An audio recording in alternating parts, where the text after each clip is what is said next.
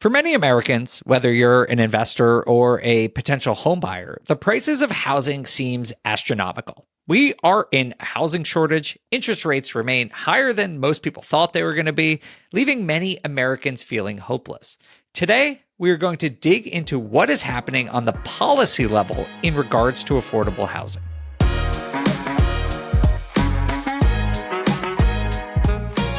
Hey everyone, and welcome to On the Market. I'm your host, Dave Meyer. Today we're going to be speaking to Dennis C. Shea, who is the director of the J. Ronald Terwilliger Center for Housing Policy at the Bipartisan Policy Center. That is quite a title. Woo! And today with Dennis, we're going to get into what is going on with affordable housing, how we got in this situation, what current public policy is, how that is evolving. And make sure to stick around to the end of the show because I'm going to talk to Dennis about how investors like you and me fit into the affordable housing puzzle. All right, let's bring on Dennis.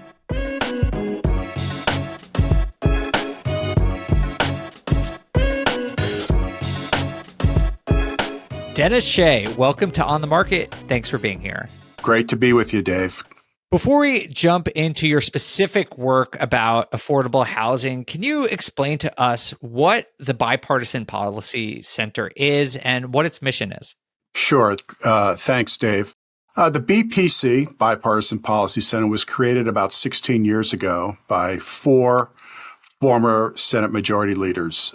Bob Dole, I used to work for him many, many moons ago, George Mitchell, Tom Daschle, and Howard Baker. And the mission is to be a place where people with strongly held political views can come together in a respectful manner and discuss and debate and try to develop, policy solutions on a bipartisan basis that can move the country forward.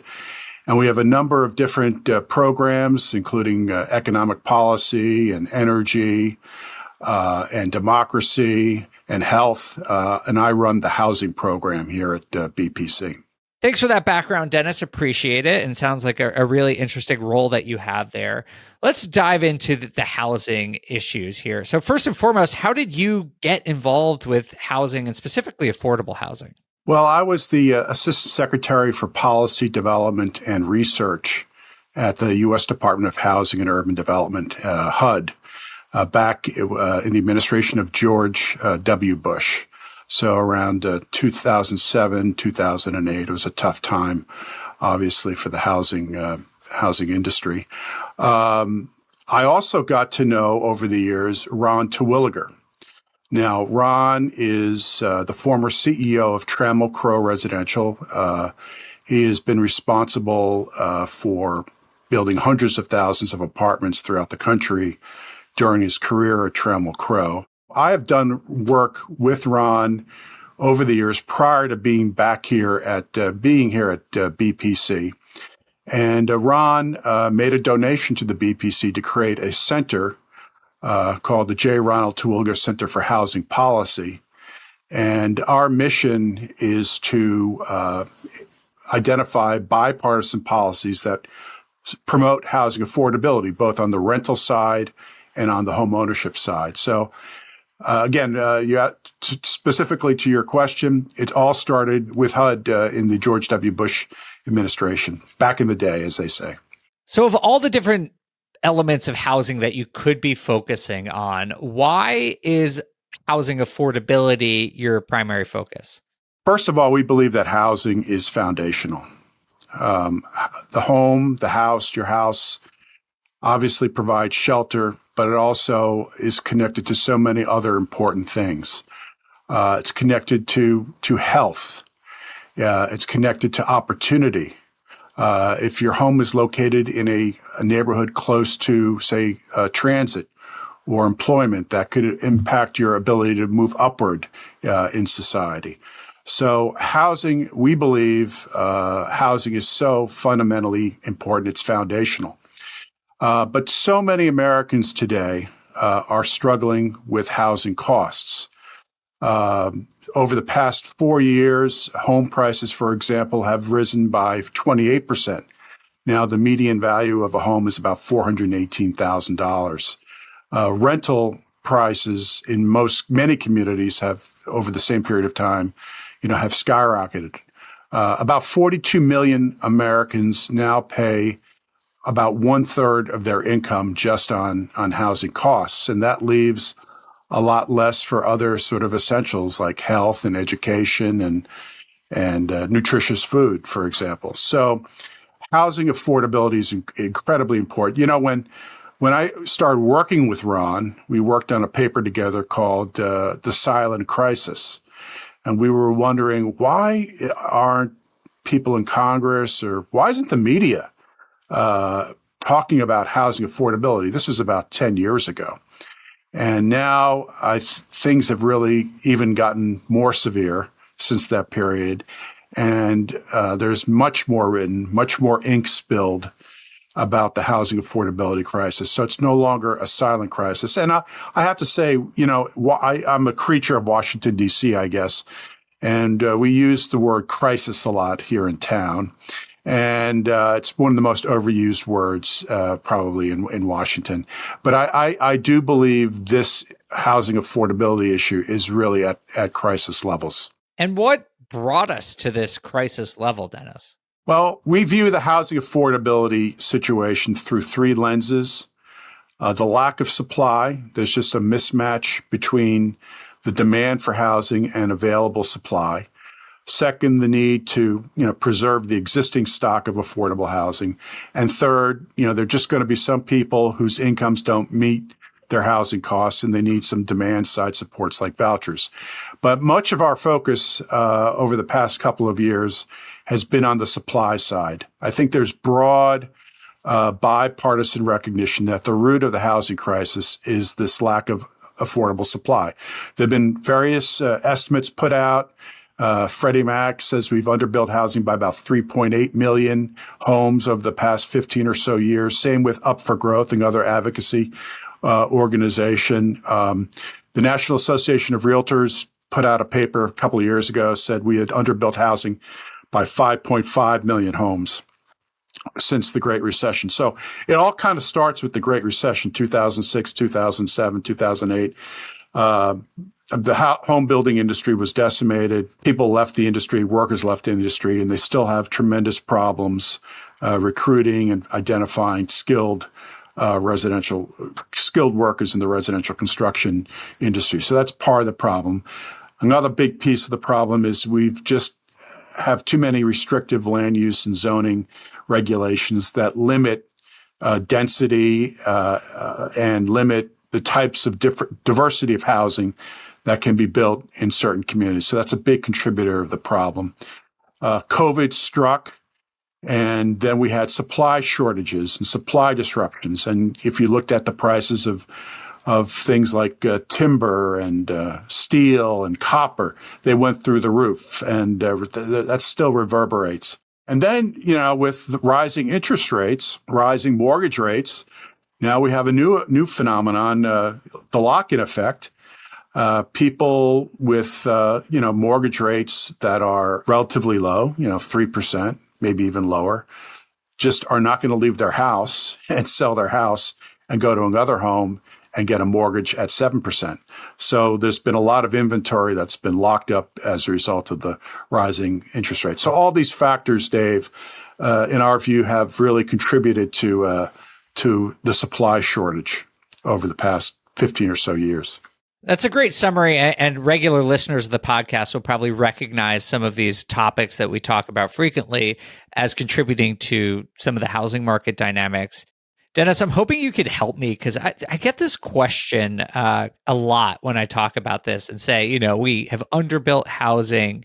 And people say, okay, yeah, if that's been going on, though, for the last 15 years or so, why has it gotten so acute so recently? Because it feels like, yes, this has been a problem developing for a while, but since the pandemic, it seems like it's really just taken on another level of urgency and crises. So what happened then that has led to this acceleration? Well, I think what you saw, it's now becoming, it used to be a really kind of a coastal problem or a big city problem. Then with the pandemic, people started, I don't have to live here and I could move somewhere and work remotely. So then you saw like the explosion of demand in places like Nashville, Tennessee, and Austin, Texas. And, a place that really, because of it's a very attractive place to live, was Montana. A place like Montana, for example. I think about 50,000 people moved in there during the pandemic years, and they didn't have the housing supply to accommodate that. So housing affordability became a major issue in the state of Montana, and Governor Gianforte, who's a Republican governor, put together a task force, diverse group of people representing all points of view.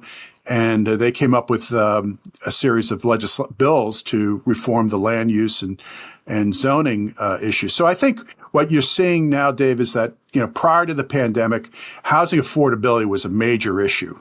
I mean, if you live like me in D.C., and I come from New York City, other areas, this has always been housing affordability has been a long time problem. But with the pandemic, you saw it becoming a problem in more and more places throughout the country, that Boise, Idaho, for example, that people were not used to. So I think that's part of the problem.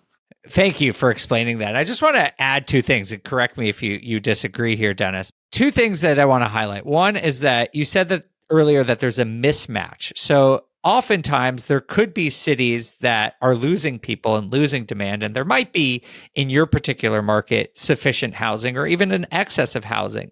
But you see with these changing migration patterns, like using Boise or Bozeman as examples, like people just started moving there in droves and overwhelmed the housing supply in those particular areas.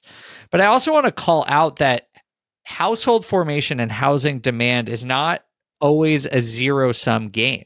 And demographic trends and some of the things that happened during the pandemic as well have led to just more overall demand, whether it's people not wanting to live with a roommate anymore, right, or millennials reaching this quote-unquote peak home buying age, that all these things sort of converged, it seems, to sort of make this simmering problem into like a rapid boil. That's a great point, Dave. I mean, you have to look at the demand side and household formations, which is, really critical. And you're right. I mean, millennials, 20s, 30s, they were breaking up with roommates, maybe getting out of their parents' house finally and saying, okay, I got to step up out on my own. And that put a lot of, demand, particularly in the rental side. There's tremendous uptick in demand, which now the market's responding in many communities and, building in response to the demand. Great. Well, I want to move in a minute, Dennis, to talk about some of the potential solutions and remaining challenges to improving the situation, but just want to extrapolate for a second. Obviously, the people who are rent burdened or can't afford to buy a home right now are individually impacted, and that is probably a very challenging situation. But I'm curious if you can help us sort of extrapolate this out and understand like how the challenges with housing affordability are impacting the American economy and sort of society as a whole. Yeah, we did a paper you could get on our website, bipartisanpolicy.org, showing that, the lack of access to affordable housing strongly impacts in a negative way labor mobility. People are unable to move to the areas of the country where the jobs are because housing is so costly. And it is a real drag on overall GDP growth. And we have a paper that kind of summarizes that work on our website. But Edward Glazer, I would highly recommend your viewers checking his work out. He's the chairman of the economics department at Harvard University. He has written extensively about the impact of lack of access to affordable housing, how that negatively impacts the ability of workers to move to where the jobs are, and then that impacts, economic growth. And I've been, anecdotally, I've gone to places around the country, gone to universities. I was at a university, I won't say where, and they said that they're having trouble attracting professors or new young professors because they couldn't afford the cost of housing in that particular community. So it has broader macroeconomic implications. And that's what we try to make that point at the BPC, because that's an argument that really both parties should get. Got it. Okay. Thank you for explaining that. Let's move on to some of the existing solutions and potential solutions out there. So there has been a long-standing tax credit called the Low-Income Housing Tax Credit that was created, I think, 35 years ago, something like 35 years 1986, ago? 1986. You did the math. Okay. That's, 37 years ago? It's 37 because I'm 36, so that was easy for me. 1 year older than I am. But so tell us, Dennis, what is the LIHTC and what was it created to help solve? Okay, it's a tax credit created in 1986, bipartisan. George Mitchell, and Democrat, and Jack Danforth, a Republican from Missouri, were the sort of the authors of this idea. It provides a reduction in tax liability to private investors and developers who put money into rental housing that is income restricted, meaning that it's available to households at a certain lower income level, and also rent restricted. And the program, started off a little slow, but over since 1986, it's been responsible for financing about 3.7 million affordable rental homes. Wow. So it's a way of sort of harnessing, attracting, encouraging private sector funding into affordable rental housing, and it has been successful. And it is our most successful affordable rental production program in the United States. And I know at BPC, in terms of solutions, we support expanding the LIHTC, or the Low-Income Housing Tax Credit. There's legislation, the Affordable Housing Credit Improvement Act, pending in Congress, that has like 218 or more sponsors, evenly divided between both parties. I mean, it's enormously supported by both parties. There is now something going on.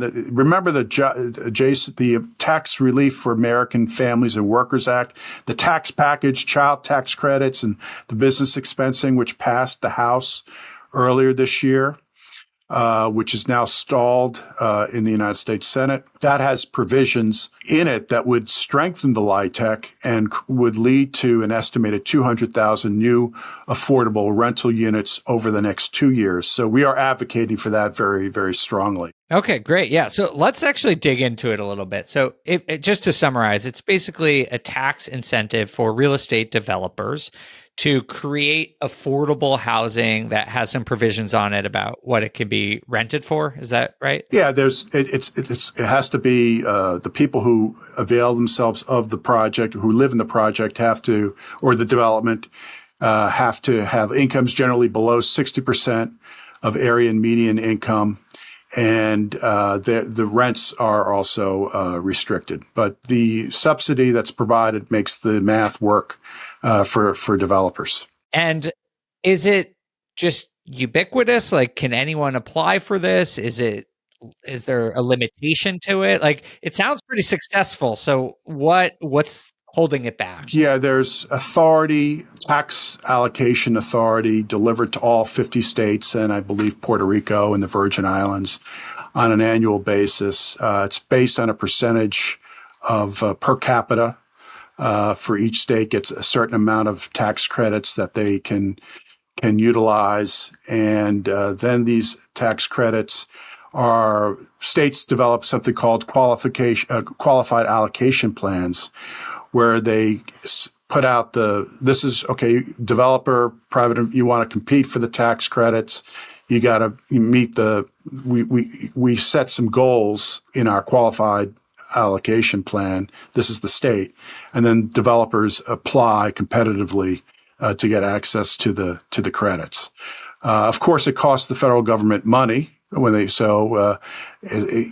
why, it's not unlimited program, but the credits are allocated on a per capita basis to the respective states, and then developers compete for the credits through state agencies. Okay, got it. I wish we have some co-hosts on the show who are developers, and I know two of them, James and Kathy, have tried to build affordable housing with mixed success. And so I'm just curious, like, is this easy for developers to do, or is this sort of an extra hurdle? Is it cost intensive for them to try and apply for these funds? I think people who have been doing it for a while find it relatively straightforward. But if you're doing it for the first time, it's probably a bit more complicated and potentially a bit more mystifying. But the program's been around for 36, 37 years. Just 1 year older than you, I think, Dave. But right. Yeah, it's got a rhythm that people in the community really understand how it works. Now, you also mentioned before the AHCIA. You in Washington, you guys love your acronyms. I know. But it's the Affordable Housing Credit Improvement Act. Can you tell us a little bit more about what that would offer? That would essentially increase the allocations to the states by about 50%. And make other adjustments in the program that would make it more accessible and extend the utilization of the credits. So it's basically a 50% bump up in allocation in spending for the program. Okay, so just similar program, just expanding it, doing a few other important changes, but that's essentially it. And would this 50% increase meet the need for affordable housing, or how far would it get us? It's estimated that over 10 years, it would create 2 million new affordable rental homes. Wow. Additional. So it would be significant, but there's no one answer to this problem. And it's not just going to be a federal government solution. Local cities, states need to take action. Many are taking action. But if the ACHIA passed in Congress, that would be significant. About 2 million homes over the next 10 years. It's also something called the Neighborhood Homes Investment Act, which is a similar program modeled after the LIHTC, after the Low Income Housing Tax Credit, which would incentivize private investment in starter homes for sale in distressed communities. And that would be an estimated 500,000 new homes over the next 10 years. So if you combine both, that's 2.5 million over 10. That's not going to solve the problem. But it's, these are important actions that could be taken to help close the gap. Absolutely. But, are there any other policies or ideas that either you're working on or you've heard of that you think could additionally help close the gap? Yes, there are programs out there. One thing that the federal government could do would be to incentivize local communities to reform their zoning and land use policies to allow greater density and more diversity in housing types. So that is something that we have supported at the BPC.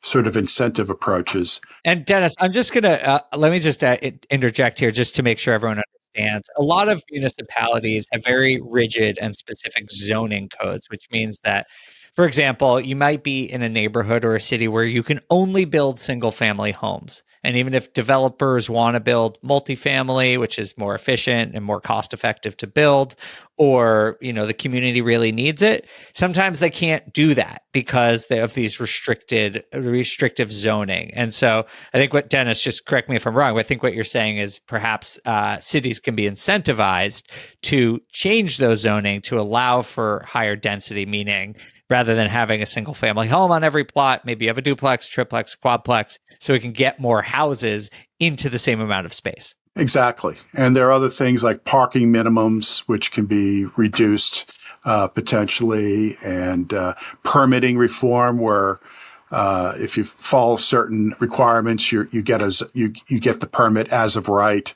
as opposed to having to go through other sorts of processes and which add cost to building. So yes, that's a great summary, Dave, on the zoning. So we have an advisory committee at the Terwilliger Center, and two of our members are Henry Cisneros, who's the former Secretary of HUD in the Clinton administration, and Steve Stivers, who is the former Republican or ranking member of the Housing Subcommittee. He's now the CEO of the Ohio Chamber of Commerce. They recently wrote an op-ed for Newsweek saying, let's use some of the appropriated but unobligated COVID relief funds to support the production of affordable housing in good locations. And let's at the federal level, waive a lot of regulations, and at the local level, communities who want access to these funds have to make reforms. So that was an idea that we estimated, tens of billions of dollars in appropriated but unobligated COVID relief funds. And if 10% of that were used to help affordable housing, help produce more housing in good locations, that would be a worthwhile use. But that's something that they've advocated. Now, Dennis, I want to ask you one more question. This show is our audience is primarily real estate investors, real estate agents, people who work in the investing industry. And over the last few years, I've at least commonly heard that investors are at least partially to blame for the affordable housing issues in this country. So I'm curious, your honest opinion, do you think that's true? Or what, sort of just more broadly, what role do investors play in the affordable housing issue? I personally don't ascribe to that view. I know others have concerns about the acquisition of housing by institutional investors or private firms. I don't personally have that view. I mean, we need more. My view is we need more private investment in housing in the United States. It cannot be the government exclusively building homes, financing homes. So I don't share that point of view. And if you look at some of the statistics I've seen, there are other things that are causing the affordable housing affordability problem. Generally, a lack of supply, building being the primary culprit. Got it. Okay. And so if your belief is that investors and private investment can help alleviate the affordable housing issue, is there anywhere our audience could learn more about what they could do to help build affordable housing if they're so interested? I would recommend you come to our website, bipartisanpolicy.org. We have a lot of good material and content on our website that's fortunately digestible. We don't overwhelm you with 20, 30-page papers. We give you good lists. So, for example, this may not apply to private investors, but we have like 10 actions that cities could take to increase housing supply. And it lists 10 things, 5 actions that states can take that would increase housing supply. We have primers on the low-income housing tax credit that take this ostensibly complicated program and explain it quite succinctly and I think in a way that's easily accessible to people. All right. Well, Dennis, thank you so much for joining us and educating us on this really important issue. We appreciate your time. Dave, great to be with you. Thank you. Another big thanks to Dennis for joining us, and thank you all for listening. This is a really important topic. At least I think that affordable housing is an issue that investors should be thinking about. Obviously, as Dennis noted, that this impacts our entire economy, not just in the housing sector, but does impact jobs, local communities, and of course it impacts the individuals who are increasingly rent burdened or having trouble affording their own home. And I just want to remind people that most of the data, most of the policy suggests that there is mutual benefit here. And by creating more affordable housing, it's not going to negatively impact real estate investors or those in our industry. So if you are interested in learning more about this, definitely check out the show notes and Dennis's work. And I also encourage you to see what your local government is doing, what your local municipality is doing. And if there's any ways, if you're so interested, to get involved in creating affordable housing in your own community. Thank you all so much for listening. I hope you enjoyed this episode. For On the Market for Bigger Pockets, I'm Dave Meyer, and I'll see you guys soon. On the Market was created by me, Dave Meyer, and Kaylin Bennett. The show is produced by Kaylin Bennett with editing by Exodus Media. Copywriting is by Calico Content, and we want to extend a big thank you to everyone at BiggerPockets for making this show possible.